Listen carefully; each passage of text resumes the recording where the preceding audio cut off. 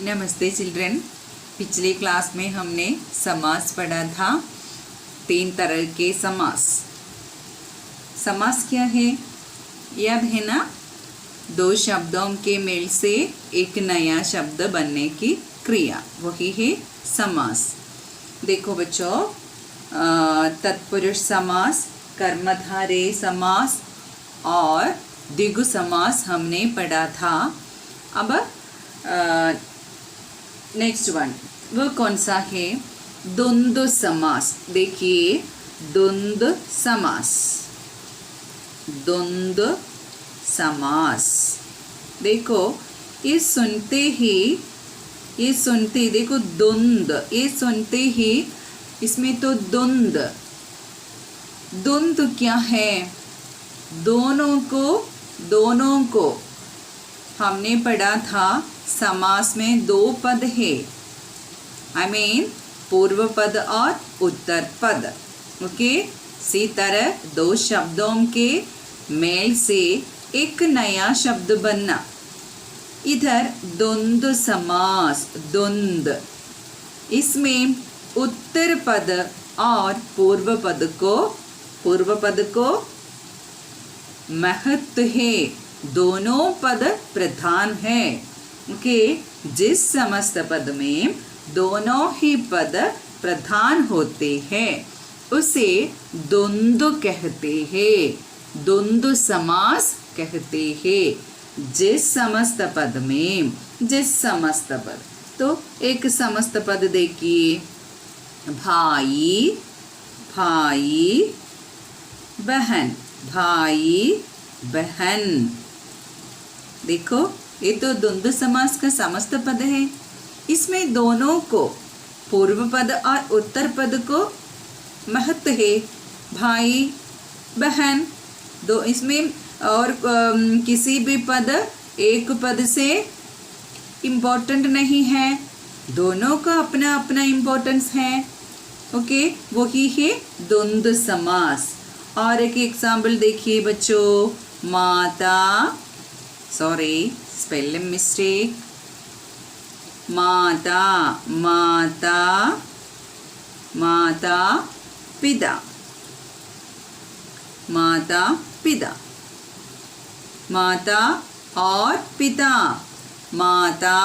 और पिता, है ना? माता और पिता, दोनों को अपना अपना महत्व है। माता को अपना महत्व है, पिता को भी अपना महत्व है। यही है द्वंद्व समास, दोनों पद इम्पोर्टेंट है। ओके, दोनों पद इम्पोर्टेंट है, वही है द्वंद्व समास। ओके, यही है द्वंद्व समास। क्या है द्वंद्व समास? जिस समस्त पद में दोनों ही पद प्रधान होते हैं, वही द्वंद्व समास। और नेक्स्ट वन वो कौन सा है? बहुव्रीहि। देखिए, बहुव्रीहि समास, बहुव्रीहि समास,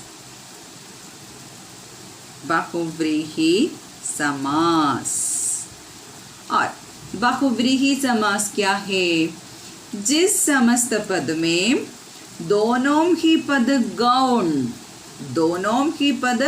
गौण हो और किसी तीसरे पद की प्रधानता हो। किसी तीसरे आते हैं बहुव्रीहि समास में। इसमें उत्तर पद और पूर्व पद को कोई महत्व नहीं है, और एक तीसरा पद आता है, उसे ही महत्व होता है, वो तीसरे पद को ही महत्व होता है, वही बहुव्रीहि समास है। देखिए, नीलकंठ।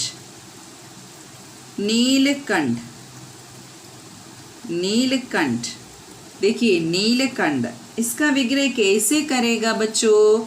कैसे? देखिए, नीला है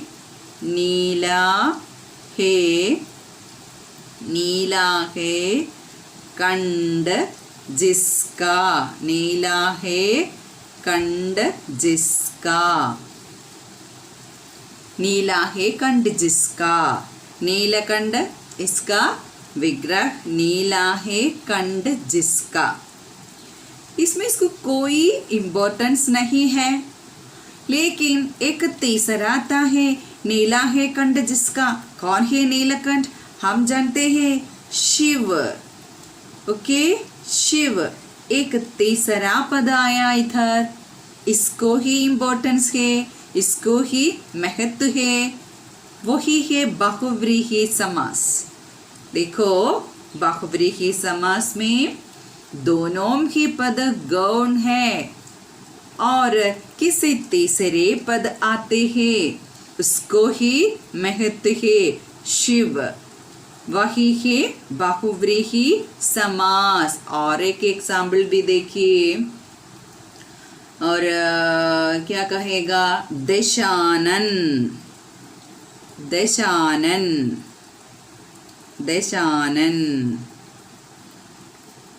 विग्रह दश आनन वाला, दश आनन, आनन वाला, दश आनन वाला। हम सब जानते हैं दश आनन वाला कौन है? रावण। कौन है? रावण। इधर भी तीसरा पद आया, इसको ही महत्व है इधर रावण को। ओके, यही है बहुव्रीहि समास। दोनों पदों को पहला और दूसरा पद को कोई इम्पोर्टेंस या कोई महत्व नहीं है बहुव्रीहि समास में, तीसरा पद को ही इम्पोर्टेंस है, वही है बहुव्रीहि समास। और लास्ट वन वो कौन सा है? अव्ययीभाव समास। अव्ययीभाव समास देखिए, अव्ययीभाव समास।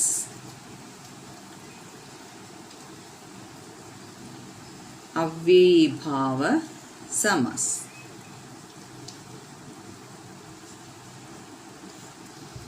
अव्ययीभाव समास।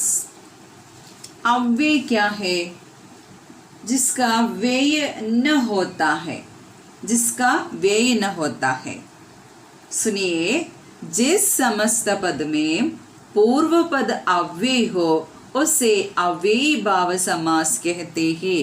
पूर्व पद अव्यय हो जिसे अव्ययीभाव समास कहते हैं।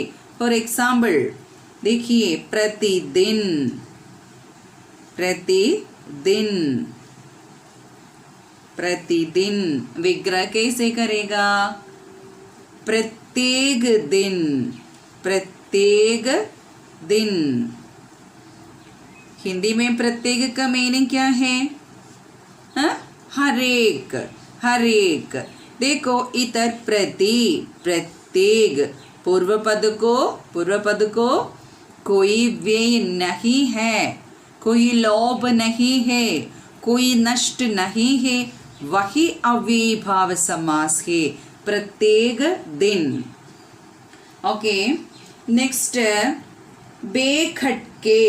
बेखटके और एक शब्द बेखटके,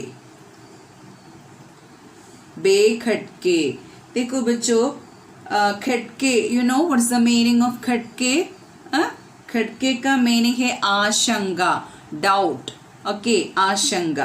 बेखटके देखिए, बिना, बिना खटके, बिना खटके। देखो, गटके का मीनिंग क्या है? आशंका, डाउट। ओके, आशंका, डाउट, वही है खटके। बिना गटके, इसमें भी पहला पद को कोई व्यय नहीं होता है या कोई लोभ नहीं होता है। ओके, यही है समास, अव्ययीभाव समास।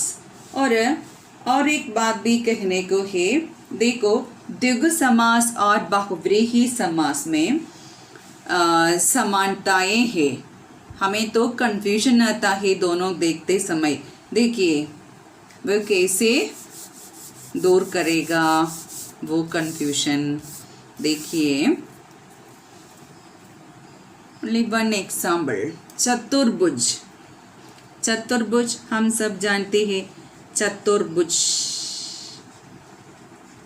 चतुर्भुज वाला हम सब जानते हैं, चतुर्भुज। ओके, ये विग्रह करते समय चतुर्भुज कैसे विग्रह करेगा?